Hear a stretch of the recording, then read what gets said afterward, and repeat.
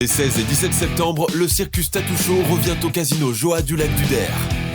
20 artistes tatoueurs internationaux se côtoient au sein d'un grand chapiteau de cirque. Des guests d'exception seront présents. Freaky Woody, la TikTokeuse 869 ou encore Betty Burger BDZ. Benny B et Yans se produiront également au concert. Réservation possible via Billet Web.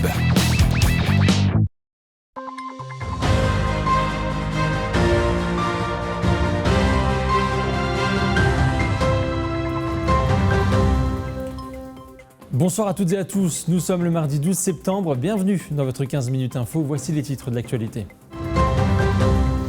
Les conférences du jeudi sont de retour pour leur 8e édition à Saint-Dizier à partir de jeudi prochain et jusqu'au 23 mai au programme Histoire, patrimoine local, mais surtout patrimoine sportif.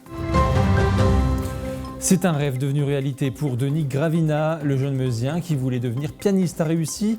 Maintenant expatrié à Londres, il était de retour sur ses terres natales dans la Meuse. Nous l'avons rencontré.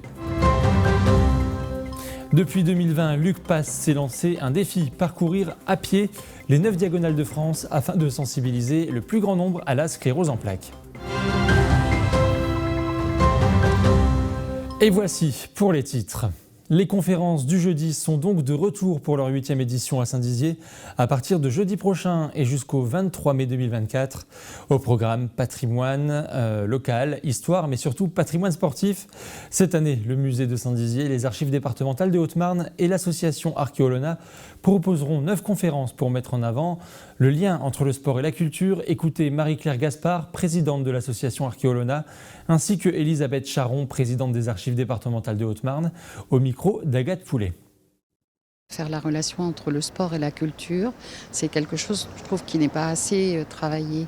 Il faut qu'on montre que l'un peut aller avec l'autre, qu'on peut faire des choses ensemble. Voilà. Et que l'histoire de l'art permet ceci aussi. Les représentations d'athlètes et tout ça, ça permet de montrer qu'on peut faire un lien entre les deux. Je pense que c'est important sur ces cycles de conférences aussi d'arriver à faire venir un public de jeunes chercheurs qui sont en cours de travail et qui peuvent profiter de cette occasion pour présenter leurs recherches au grand public. C'est vraiment un moyen pour nous de se tenir au courant des dernières avancées de la recherche. On est là pour préparer l'histoire de demain et permettre aux historiens de travailler dans les meilleures conditions.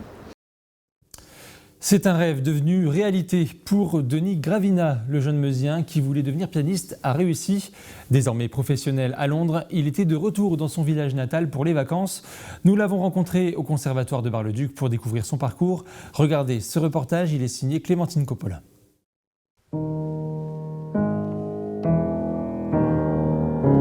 Quelques notes de piano résonnent dans l'auditorium du conservatoire de Bar-le-Duc. Les doigts de Denis Gravina interprètent Franz Liszt, l'un de ses compositeurs préférés. Dans ce lieu, Denis est un peu chez lui. L'enfant du pays, originaire d'Aulnoy en Perthois, a commencé ici, en regardant son frère jouer du piano. Il a eu le déclic, cet instrument était fait pour lui. À l'âge de 6 ans, il débute alors ses premiers cours. J'ai commencé le piano et là, ils ont dit il y a quelque chose. Parce que j'apprenais très rapidement. Je lisais mieux mes lectures de notes que mon français en vrai. Enfin, je ne savais pas trop bien écrire à l'époque. Et j'avais l'oreille aussi. Enfin, j'entendais déjà les notes. Très vite, les professeurs se rendent compte qu'ils n'ont plus grand-chose à apprendre aux petits prodiges. Denis part donc pour un nouvel établissement, le Conservatoire de Nancy, haut lieu culturel régional. C'était pas évident parce que généralement, quand vous commencez au conservatoire, vous savez les exercices techniques, les gammes. Moi, je viens de la campagne, j'ai pas appris tout ça. Enfin, j'avais fait ça au plaisir. Après 12 ans passés au Conservatoire de Nancy, le jeune Meusien entreprend une formation intensive à Paris. Il sera formé par les grands noms du piano français. Et puis une porte s'ouvre, une occasion se présente, Londres. En 2016, Denis s'envole alors pour une nouvelle école, la London College of Music, l'excellence à l'anglaise. Première chose, j'étais perdu. Mais j'étais perdu, mais ultra motivé, quoi. Enfin, j'avais une force en moi. J'avais jamais eu ça. Même à Nancy, j'avais pas utilisé le pourcentage de ce que j'avais en moi. Je le savais, ça. Je le sentais même à Nancy, je ne travaillais pas comme à Londres.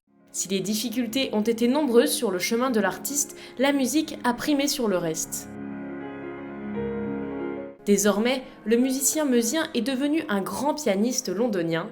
En dehors des concerts qu'il donne, il est aussi professeur et enseigne les grands classiques du piano à plus de 40 élèves. Mais le pianiste n'oublie pas sa terre natale, la Meuse. Il a pour projet de créer un festival de musique classique dans la région avec des artistes rencontrés à Londres, une façon de partager sa passion avec le grand public. Et je vous le disais en titre, depuis 2020, Luc Passe s'est lancé un défi, parcourir à pied les 9 diagonales de France afin de sensibiliser le plus grand nombre à la sclérose en plaques. Il était de passage en Meuse, Manon de Fontis. Après l'autre, Luc enchaîne les kilomètres. Ce sexagénaire s'est lancé en 2020 dans un projet fou, relier les 9 diagonales de France. Un périple d'environ 11 000 km réalisé non pas par défi sportif, mais pour sensibiliser le grand public à la sclérose en plaques, une maladie neurodégénérative encore peu connue. Je me suis lancé dans cette marche à la base parce que j'ai une amie qui était championne de France à 20 ans et à 22 ans, on a détecté la sclérose en plaques et à 40 ans, elle est multi-handicapée. Et donc, mais comme tous les Français, on connaît le nom de sclérose en plaques, mais on ne sait pas ce qu'il y a derrière. 1% des malades, ce sont des enfants d'une dizaine d'années aujourd'hui. Ça fait à peu près 1300 enfants. C'est 14 nouveaux cas à peu près en moyenne tous les jours. Donc ça fait entre 4000 et 6000 nouveaux cas par an. Et c'est la première cause de handicap chez les jeunes mineurs, hors cause traumatique.